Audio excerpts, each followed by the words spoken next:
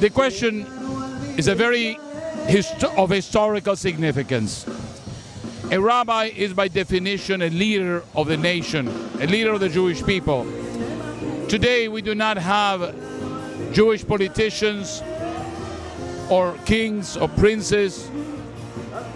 In reality, the preservers of the Jewish tradition and historical tradition are the rabbis of Israel.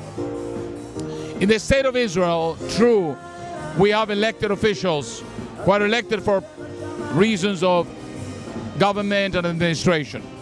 But the rabbis of Israel are elected by virtue of their faithfulness to our history and our textual tradition. A rabbi who does not uphold these traditions is not doing his job. Now, it is unfortunate that in our time, many rabbis are drawing their inspiration from the editorials of other newspapers and other doctrines that do not come from the Jewish tradition. So in a way, they are parroting an opinion that is not the Jewish opinion. Even though they are Jews and they are rabbis, it is not a Jewish opinion. The Jewish opinion has always been to reflect on our dream of the return to the land of Israel, of preserving the land of Israel as a Jewish state. Any rabbi who does not abide and preserve that tradition is actually betraying not only the tradition but also their own calling as a rabbi. What about Judea and Samaria? Can they support Israel without holding Judea and Samaria?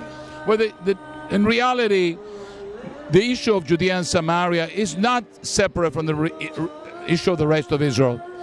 Either we are going to say that we are a right to the land, or that we do not have the right to the land. We did not come to the land because we needed a home, as some people suggest. We came to the land because we want to return to the land of our ancestors. It makes absolutely no sense today to surrender Hebron if we are going to keep Tel Aviv. Because in reality, if we do not belong in Hebron, we certainly do not belong in Tel Aviv. It may be that at a certain time in history, when the Jewish people were weak and we could not have gotten anything else, that it was understandable that we surrendered those lands because we could not take them. But today, when they are in our hands, to surrender them would be a terrible crime.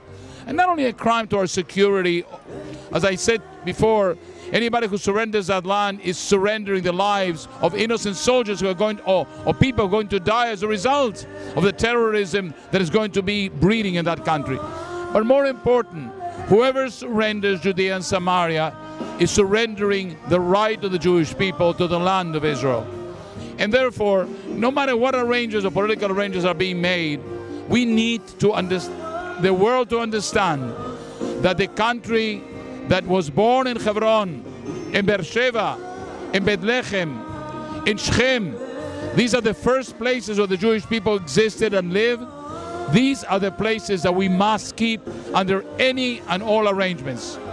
I think it's tragic that the President of the United States today, as well as the majority of the world, do not remember what are our rights, and they speak only about human rights without remembering the rights of the Jewish people.